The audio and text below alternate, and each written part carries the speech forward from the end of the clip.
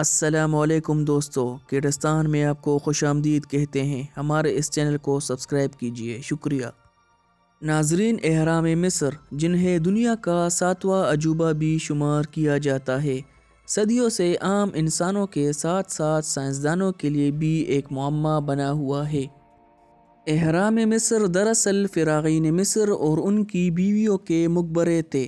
وہ مرنے کے بعد اسی دنیا میں دوبارہ زندہ ہونے پر ایمان رکھتے تھے، اسی لیے موت کے بعد ان لاشوں کو حنوط کرنے کے بعد ممی کی شکل میں اہرام کے اندر رکھ دیا جاتا تھا۔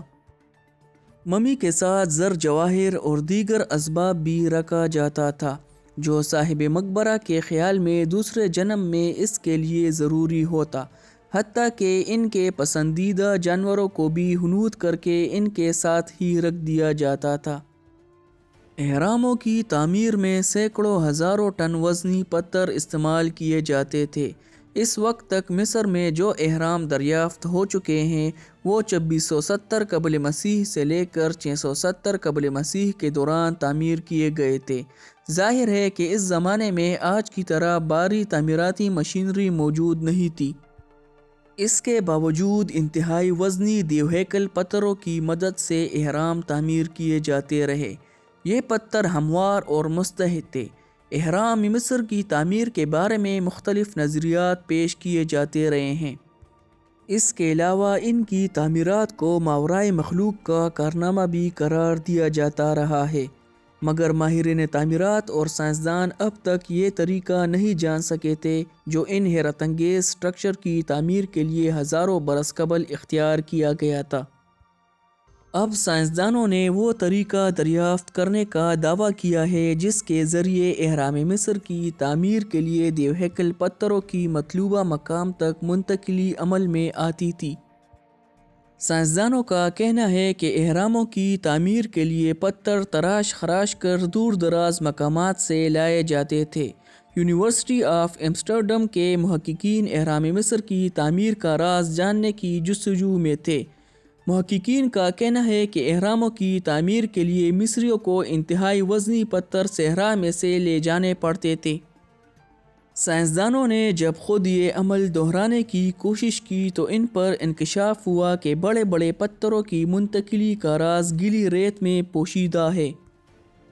تحقیقی ٹیم کا دعویٰ ہے کہ بھاری پتھروں، مجسموں اور دوسرے وزنی سامان کو سلیج پر رکھ دیا جاتا تھا جسے مزدور کھینچتے تھے۔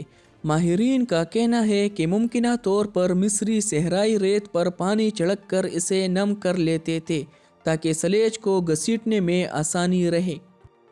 تجربات سے یہ بات ثابت ہو چکی ہے کہ اگر ریت کو مناسب طور سے گیلا کر لیا جائے تو اس پر سے سامان کو کھینچنے کے لیے درکار قوت نصف رہ جاتی ہے۔ اس نظریے کی آزمائش کرنے کے لیے سائنسدانوں نے تجربہ گاہ میں ایک اسی طرح کی سلیج ریت سے بھری ہوئی ٹرے میں رکھی جسے قدیم زمانے میں مصری استعمال کرتے تھے۔ روپیما کی مدد سے سائنسدانوں نے معلوم کیا کہ یہ ریت کے سخت ہونے کے ساتھ ساتھ اس پر سے سامان کو کھینچنے کے لیے درکار قوت میں بھی کمی آتی چلی جاتی ہے۔ ان کا کہنا ہے کہ پانی کی مناسبت مقدار ملانے پر گیلی صحرائی ریت خشک ریت کے مقابلے میں 2 گنا زیادہ سخت ہو جاتی ہے اور اس سخت ریت پر سے سلیج پھسلتی چلی جاتی ہے۔ خشک ریت پر سے سلیج کو کھینچنا بہت مشکل ہوتا ہے۔ ماہرین کا کہنا ہے کہ قدیم پینٹنگ میں بھی اس ترکیب کی وضاحت ملتی ہے۔ یہ پینٹنگ 1900 قبل مسیح میں مصر پر حکومت کرنے والے بادشاہ جیہوٹیہوٹپ کے مقبرے کی دیوار پر بنائی گئی ہے۔ اس میں واضح طور پر ایک شخص سلیج کے آگے کھڑا ہو کر ریت پر پانی چھڑکتا ہوا نظر آتا ہے۔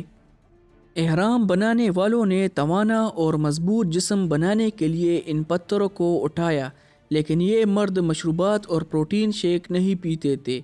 اہرام بنانے والے مزدور کے دیہات میں بطخوں، بھیڑوں، خنزیروں اور گائے کی باقیات سے پتہ چلتا ہے کہ اہرام بنانے والے گوشت، روٹی اور بیئر کا بھرپور انداز میں استعمال کرتے تھے۔ قدیم مصر کے فرعون بعد کی زندگی کا سفر خالی ہاتھ نہیں کرنا چاہتے تھے، لیکن اہرام خزانے کو دفن کرنے کے لیے کوئی محفوظ جگہ نہ تھی۔ جیسا کہ بعض صورتوں میں مقبروں کو اس وقت تک لوٹا گیا جب تک وہ تقریباً ختم نہ ہو گئے۔ جب جدید دور کے آثار قدیمہ کے ماہرین اہرام تک پہنچے تو اکثر اہرام کے پویلین خالی تھے۔ ہر اہرام ایک تعمیراتی معجزہ ہے، جس میں سے سب سے بڑا اہرام جیزا کا ہے، جو فرعون خوفو یا خویپس کے لیے بنایا گیا۔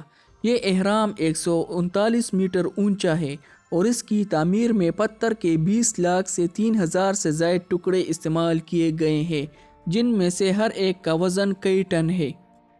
اگر کسی کو اہرام بنا کر ابدی زندگی مل گئی ہے تو وہ سکرا میں پہلے اہرام کے ڈیزائنر اموتپ ہیں۔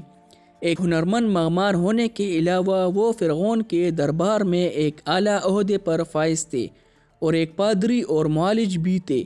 قدیم مصریوں نے انہیں اتنی عزت دی کہ بعد میں انہیں دیوتا کا درجہ دیا گیا۔ تو دوستو، آج کی یہ ویڈیو آپ کو کیسی لگی؟ امید کرتے ہیں اچھی لگی ہوگی۔ مزید ایسی ویڈیوز دیکھنے کے لیے ہمارے چینل کیڈستان کو سبسکرائب کیجیے اور بیل آئیکن کا بٹن بھی دبائیں تاکہ ہر ویڈیو آپ کو سب سے پہلے پہنچے۔